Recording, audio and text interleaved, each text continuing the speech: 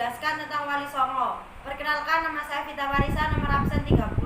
Nama saya Fadilatur Rahma, absen 9. Nama saya Naila Oksandia, absen 16. Nama saya Sandy Zanazani, nomor absen 26. Nama saya Bindama Fironeta Meru, nomor absen 31. Di sini saya akan menjelaskan tentang Sunan Kudus atau Ja'far Shadiq. Sunan Kudus menyiarkan agama Islam di daerah Kudus dan sekitarnya. Beliau memiliki keahlian khusus dalam bidang agama, terutama dalam ilmu fikih, tauhid, hadis, tafsir, serta logika. Karena itulah dia di antara wali songo hanya ia yang mendapat julukan wali al-ilm atau wali yang luas ilmunya dan area keluasaannya ilmu. Ia didatangi oleh banyak penuntut ilmu dari berbagai daerah Nusantara. Ada cerita yang mengatakan bahwa Sunan Kudus pernah belajar di Baitul Maqdis, Palestina, dan pernah berjasa memberantas penyakit yang menelan banyak korban di Palestina. Atas jasanya itu, oleh pemerintah Palestina, ia diberi ijazah wilayah atau daerah kekuasaan di Palestina. Namun, Sunan Kudus mengharapkan hadiah tersebut dipindahkan ke Pulau Jawa dan oleh Amir atau penguasa setempat permintaan itu dikabulkan. Sekembalinya ke Jawa, ia mendirikan masjid di daerah Loran tahun 1549. Masjid itu diberi nama Masjid Al-Aqsa atau Al-Manar, Masjid Menara Kudus, dan daerah sekitarnya diganti dengan nama Kudus. Diambil dari nama sebuah kota di Palestina, Al-Quds. Dalam melaksanakan dakwah dengan pendekatan kultural, Sunan Kudus menciptakan berbagai cerita keagamaan. Yang paling terkenal adalah Gending Mangku Mambang dan Mijil. Cara-cara berdakwah Sunan Kudus adalah sebagai berikut. Sertaki pendekatan kepada masa dengan jalan. 1. Membiarkan adat istiadat lama yang sulit diubah. 2. Menghindarkan konfrontasi secara langsung dalam menyiarkan agama Islam. 3. Tutwuri Handayani. 4. Bagian adat istiadat yang tidak sesuai dengan mudah diubah langsung diubah. Merangkul masyarakat Hindu seperti larangan menyembelih sapi karena dalam agama Hindu sapi adalah binatang suci dan keramat. Selanjutnya merangkul masyarakat Buddha. Setelah masjid, terus Sunan Kudus mendirikan padasan tempat wudhu dengan pancuran yang berjumlah 8. Di atas pancuran diberi arca kepala kebo gumarang di atasnya. Hal ini disesuaikan dengan ajaran Buddha. Jalan berlipat 8 atau Asta Sundika Marga. Selanjutnya, selamatan mitoni. Biasanya sebelum acara selamatan diadakan membacakan sejarah Nabi. Sunan Kudus wafat pada tahun 1550 Masehi dan dimakamkan di Kudus. Di pintu makam Kanjeng Sunan Kudus terukir kalimat Asmaul Husna yang berangka tahun 1296 Hijriah atau 1878 Masehi. Ini saya akan menjelaskan tentang Sunan Gresik dan Sunan Ampel. Sunan Gresik atau Syekh Maulana Malik Ibrahim berasal dari Turki, merupakan putra dari Syekh Jumadil Kubro. Beliau adalah seorang ahli irigasi dan tata negara yang ulung. Sunan Gresik datang ke Pulau Jawa pada tahun 1404 Masehi bertepatan dengan masa kepemimpinan Khalifah Turki Utsmani. Jauh sebelum beliau datang, Islam sudah ada walau sedikit. Ini dibuktikan dengan adanya makam Fatimah binti Maimun yang nisannya bertuliskan pada tahun 1082. Di kalangan rakyat jelata, Sunan Gresik atau sering dipanggil kakek bantal sangat terkenal terutama di kalangan kasta rendah yang selalu ditandai oleh kekerasan kasta yang lebih tinggi. Sunan Gresik menjelaskan bahwa dalam Islam kedudukan semua orang adalah sama sederajat, hanya orang yang beriman dan bertakwa tinggi kedudukannya di sisi Allah. Dia mendirikan pesantren yang merupakan perguruan Islam tempat mendidik dan menggembleng para santri sebagai calon mubalik. Di Gresik, beliau juga memberikan pengaruh agar tingkat kehidupan rakyat Gresik semakin meningkat. Beliau memiliki gagasan mengaliri air dan dari gunung untuk mengairi sawah dan ladang. Sunan Gresik seorang wali songo yang dianggap sebagai ayah dari Wali Songo. Beliau wafat pada tahun 1419 Masehi. Sunan Ampel atau Raden Rahmat. Sunan Ampel adalah putra dari Syekh Maulana Malik Ibrahim dari istri bernama Dewi Chandrawulan. Beliau mulai aktif dengan mendirikan pesantren di Ampel Denta dekat Sungai Surabaya. Terus Sunan Ampel atau Raden Rahmat. Sunan Ampel adalah putra dari Syekh Maulana Malik Ibrahim dari istri bernama Dewi Chandrawulan. Beliau memulai aktivitasnya dengan mendirikan pesantren di Ampel Denta dekat dengan Surabaya. Menurut Badan Diponegoro, Sunan Ampel sangat berpengaruh di kalangan istana Majapahit. Bahkan istrinya pun berada di kalangan istana. Raden Fatah, putra Prabu Brawijaya Raja Majapahit, menjadi murid Ampel. Dia adalah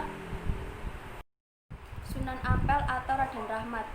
Sunan Ampel merupakan putra dari Syekh Maulana Malik Ibrahim dari istrinya yang bernama Dewi Chandrawulan.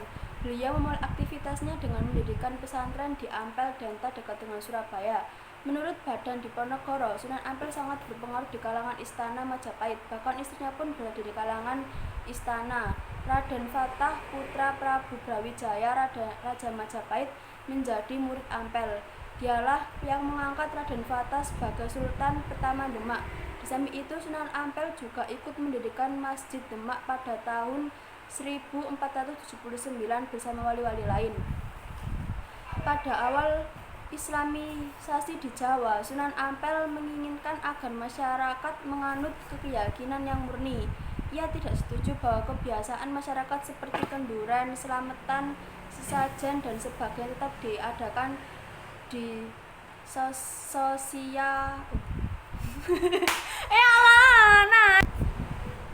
Pada awal Islamisasi di Pulau Jawa, Sunan Ampel menginginkan agar masyarakat menganut keyakinan yang murni.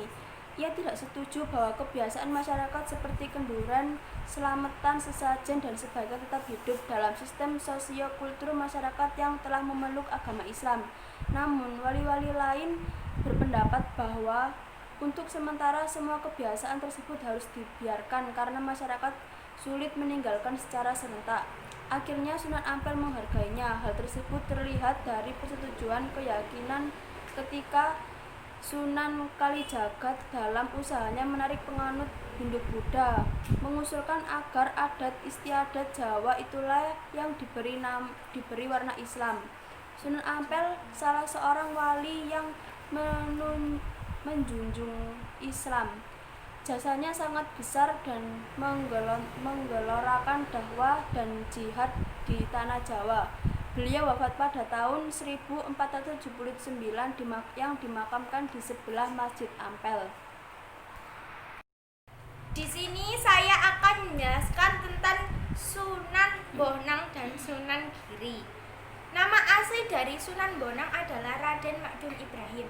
Beliau putra Sunan Ampel. Beliau diperkirakan lahir tahun 1465 Masehi di Ampel dari seorang perempuan yang bernama Nyai Ageng Manila, putri seorang adipati di Tuban.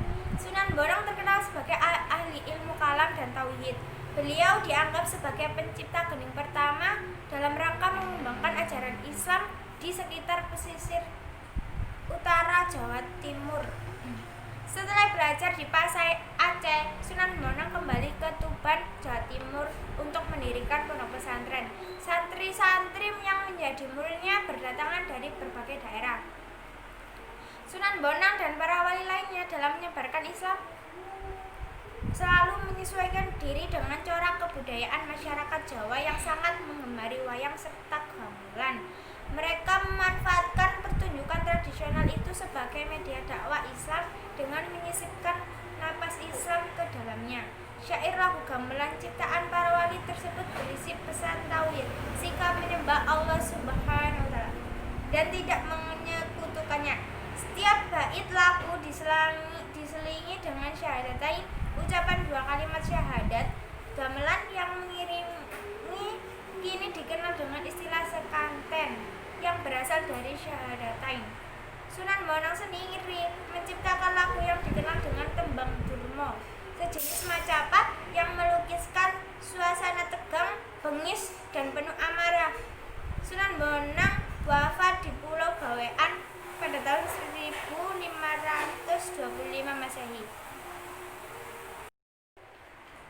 Yang selanjutnya adalah Sunan Giri. Sunan Giri merupakan putra dari Maulana Ishak dan ibunya bernama Dewi Sekardadu putra Menak Samboja. Kebesaran Sunan Giri terlihat antara lain sebagai anggota Dewan Wali Songo. Nama Sunan Giri tidak bisa dilepaskan dari proses pendirian kerajaan Islam pertama di Jawa, Demak. Ia adalah wali yang secara aktif ikut merencanakan berdirinya negara itu serta terlibat dalam penyerangan ke Majapahit sebagai penasihat militer. Sunan Giri atau yang dikenal sebagai Raden Paku sangat dermawan, yaitu dengan membagikan barang dagangan kepada rakyat Banjar yang sedang dilanda musibah. Beliau pernah bertafakur di Gua Sunyi selama 40 hari 40 malam untuk bermunajat kepada Allah SWT.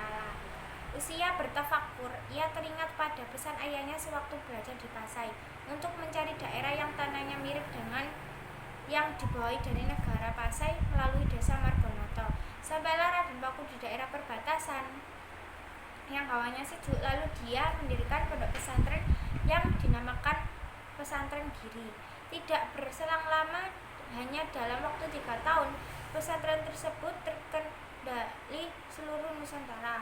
Sunan Giri sangat berjasa dalam penyebaran Islam baik di Jawa atau Nusantara, baik dilakukannya sendiri waktu muda melalui berdagang tahu bersama muridnya.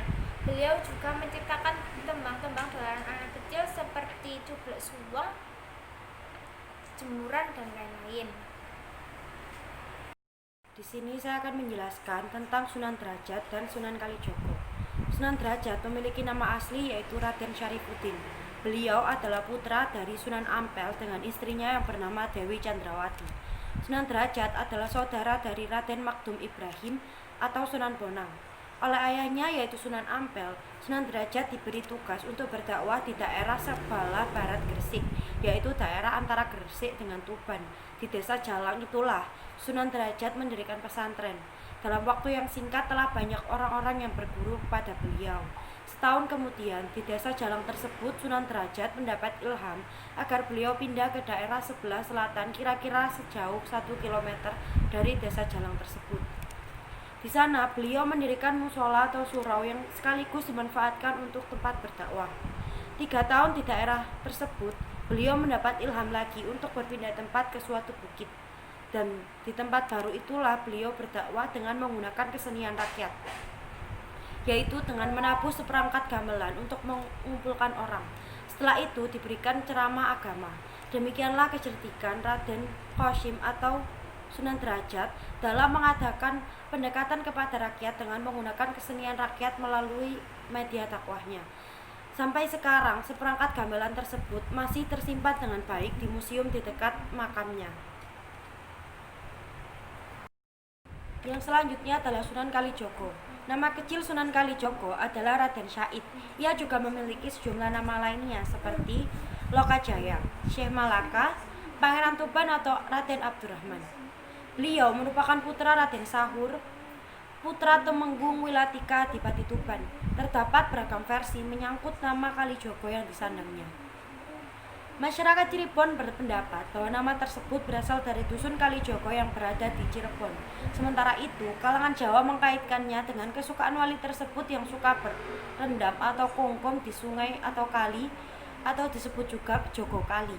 Namun, ada beberapa yang menyebutkan istilah tersebut berasal dari bahasa Arab, yaitu Kaltika Dako, yang menunjuk statusnya sebagai penghulu suci kesultanan. Raden Syahid sebenarnya anak muda yang patuh dan kuat kepada agama dan orang tua. Akan tetapi, beliau tidak dapat menerima keadaan di sekelilingnya yang terjadi banyak ketimpangan, sehingga Dia mencari makanan dari gudang kadipaten dan dibagikan kepada rakyatnya. Hal ini diketahui oleh ayahnya. Beliau dihukum dengan dicambuk tangannya selama sebanyak 100 kali sampai banyak darah yang keluar dan diusir dari kerajaan. Setelah diusir, saat mengembara ia bertemu orang berjubah putih. Dia adalah Sunan Bonang. Raden Syahid kemudian diangkat menjadi muridnya dan diminta menjaga tongkatnya di depan kali selama berbulan-bulan sampai seluruh tubuhnya berlumut. Raden Syahid disebut Sunan Kalijogo.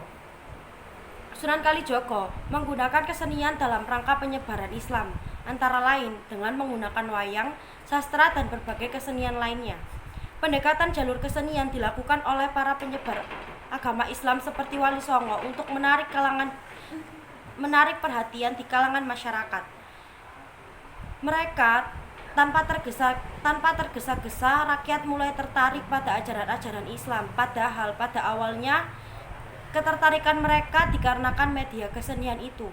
Misalnya, Sunan Kalijogo adalah tokoh seniman wayang. Ia tidak pernah meminta para penonton untuk mengikutinya mengucapkan kalimat syahadat. Sebagian wayang masih dipetik dari cerita Mahabharata dan Ramayana. Tetapi dalam cerita itu disisipkan ajaran agama dan nama-nama pahlawan Islam. Di sini saya akan menjelaskan tentang Sunan Muria dan Sunan Gunung Jati. Sunan Muria, salah seorang wali songo yang banyak berjasa dalam menyiarkan agama Islam di pedesaan Pulau Jawa adalah Sunan Muria. Beliau lebih terkenal dengan nama Sunan Muria karena pusat kegiatan dakwahnya dan makamnya terletak di Gunung Muria, 18 km di sebelah utara kota Kudus sekarang. Beliau adalah putra dari Sunan Kalijaga dan Dewi Saro. Nama aslinya Raden Umar Said.